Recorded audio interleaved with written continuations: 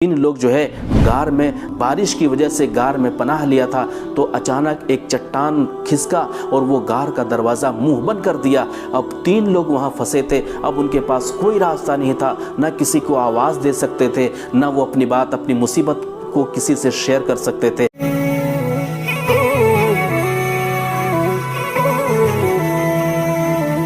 تو جب جو ہے عمر بن خطاب رضی اللہ تعالیٰ عنہ کا دور آتا ہے تو وہ جو ہے اویس کرنی، اور یہ اویس کرنی آپ کو پتہ ہے یہ کون ہے؟ یہ ایک جو ہے اپنے والدین کے ساتھ 24 گھنٹہ رہنے والا آدمی، اپنے والدین کے ساتھ، اپنی والدہ کے ساتھ، اپنی والدہ کی خدمت میں 24 گھنٹہ وہیں انہی کے ساتھ رہتے تھے، جس کی وجہ سے انہیں صحابیت کا رتبہ نہ مل سکا۔ اللہ کے رسول صلی اللہ علیہ وسلم نے فرمایا کہ اگر یہ میرے پاس آیا ہوتا میں انہیں صحابی کا رتبہ دیتا، لیکن چونکہ ان کی والدہ بوڑھی تھی اور اس کے جو ہے ان کی خدمت کے لیے یہ 24 گھنٹہ ان کے لیے مہیا رہتے تھے، جس کی وجہ سے جو ہے وہ صحابی کا رتبہ نہ پا سکا اور میں نے اس کو صحابی کا رتبہ نہیں دیا۔ لیکن وہ اتنے عظیم انسان ہیں اور اللہ رب العالمین کے نزدیک ان کی اتنی مقبولیت ہے کہ وہ جو بھی دعا کرتا ہے اللہ تعالیٰ ان کی دعا کو قبول کر لیتا ہے۔ تو یہ کس کی وجہ سے ہے؟ والدین کی خدمت کی وجہ سے، والدین کے ساتھ صلہ رحمی کرنے کی وجہ سے اللہ رب العالمین نے ان کو یہ رتبہ اور یہ مقام عطا فرمایا تھا۔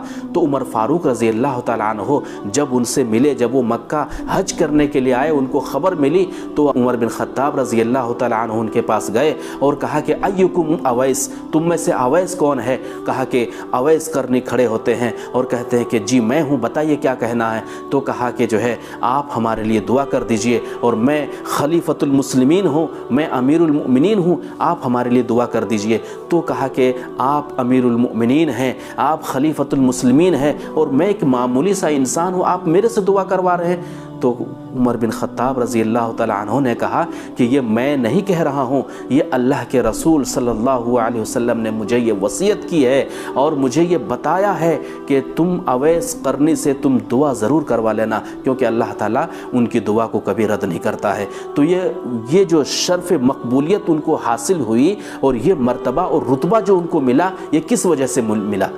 وہ اپنے والدین کی بہت ہی اطاعت گزار، اپنے والدین کے بہت ہی فرما بردار، اپنے والدین کے ساتھ حسن سلوک کرنے والا انسان تھا، جس کی وجہ سے اللہ تعالیٰ نے ان کو یہ رتبہ اور یہ مقام دیا، جس کو اللہ کے رسول صلی اللہ علیہ وسلم نے عمر فاروق کو یہ وصیت کی تھی۔ تو آپ اس سے اندازہ لگا سکتے ہیں کہ والدین کے ساتھ حسن سلوک کرنے کا کتنا بہترین صلہ اور کتنا بہترین اللہ رب العالمین اس کا ٹھکانہ بناتا ہے۔ اسی طرح سے میں ایک اور واقعہ بنی اسرائیل کا سناتا ہوں کہ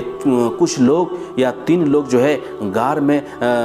بارش کی وجہ سے غار میں پناہ لیا تھا تو اچانک ایک چٹان کھسکا اور وہ غار کا دروازہ منہ بند کر دیا۔ اب تین لوگ وہاں پھنسے تھے، اب ان کے پاس کوئی راستہ نہیں تھا، نہ کسی کو آواز دے سکتے تھے، نہ وہ اپنی بات اپنی مصیبت کو کسی سے شیئر کر سکتے تھے۔ اب کریں تو کریں کیا؟ وہ تینوں پھنس گئے۔ تو ان تینوں نے یہ بات کی کہ ہم لوگوں نے جو اپنی زندگی میں اچھے عمل کیے ہیں، جو خالصتاً اللہ رب العالمین کے لیے کیا ہے، ان عمل کے وسیلہ بنا کر کے ہم اللہ رب العالمین سے دعا کرتے ہیں کہ اللہ رب العالمین ہمارے اس چٹان کو ہٹا دے۔ تو دو لوگوں نے اپنی اپنی جو ہے باتیں کہی، ان میں سے ایک نے کہا کہ اللہ رب العالمین، میں ایک غریب انسان ہوں اور میں ایک چرواہا ہوں، میں اپنی بکریوں کو چرانے کے لیے میں دور دراز نکل گیا اور لوٹنے میں مجھے تاخیر ہو گئی، اور جب تاخیر ہوئی اور میں جب اپنا گھر پہنچا تو دیکھا کہ میری والدہ سو چکی ہے۔ میں نے اپنے بکریوں سے، اپنے جانوروں سے دودھ نکالا، اور دودھ نکال کر کے جب میں اپنے والدہ کے بیڈ پہ گیا، اپنی والدہ کے جو ہے چارپائی کے پاس گیا تو میں دیکھ رہا ہوں کہ میری والدہ گہری نیند میں ہے، سو چکی تھی۔ میں نے مناسب نہیں سمجھا کہ میں انہیں نیند میں خلل ڈالوں، ان کو تکلیف دوں۔ میں ان کے سرہانے کھڑا رہا، وہ سوتی رہی۔ ان کی جب آنکھ کھلی تب میں نے ان کو یہ دودھ کا گلاس پیش کیا اور میری والدہ نے اس دودھ کو جو ہے پیا اور اپنے بھوک مٹائی۔ پھر جو ہے میں نے اپنے بچوں کو دیا۔ اے اللہ رب العالمین، اگر میں نے یہ کام خالصتاً لوجہ اللہ رب العالمین کی رضامندی کے لیے کی ہو تو یہ چٹان ہم سے ہٹا دو۔ تو اللہ رب العالمین اس چٹان کو اس سے ہٹا دیا۔ تو آپ سمجھ سکتے ہیں والدین کی خدمت کرنے سے انسان کتنا سرخرو ہوتا ہے، دنیا میں بھی سرخرو ہوتا ہے اور آخرت میں بھی سرخرو ہوتا ہے۔ اور یہ اویس کرنے کا جو میں نے واقعہ بتایا وہ کیا تھے؟ وہ بھی ایک انسان تھے، لیکن وہ والدین کی خدمت کی وجہ سے وہ کہاں سے کہاں تک پہنچ گئے۔ تو آج جب ہم اپنے معاشرے میں، اپنے سوسائٹی میں نظر دوڑاتے ہیں تو ہم یہ دیکھتے ہیں کہ ہم والدین کی طرف اور اپنے والدہ کی طرف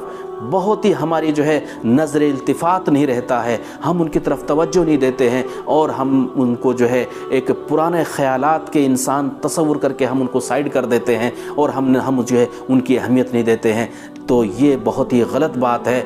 مختلف جگہ پر قرآن میں اللہ رب العالمین نے،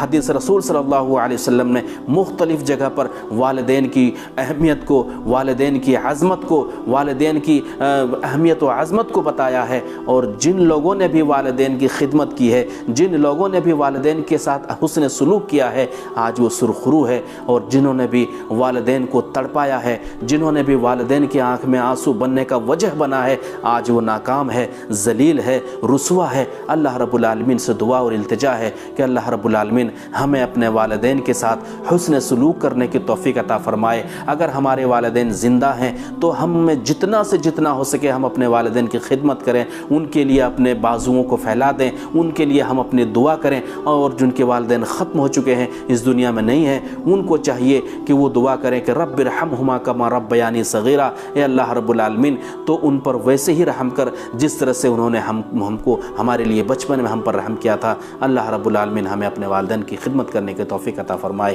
آمین یا رب العالمین۔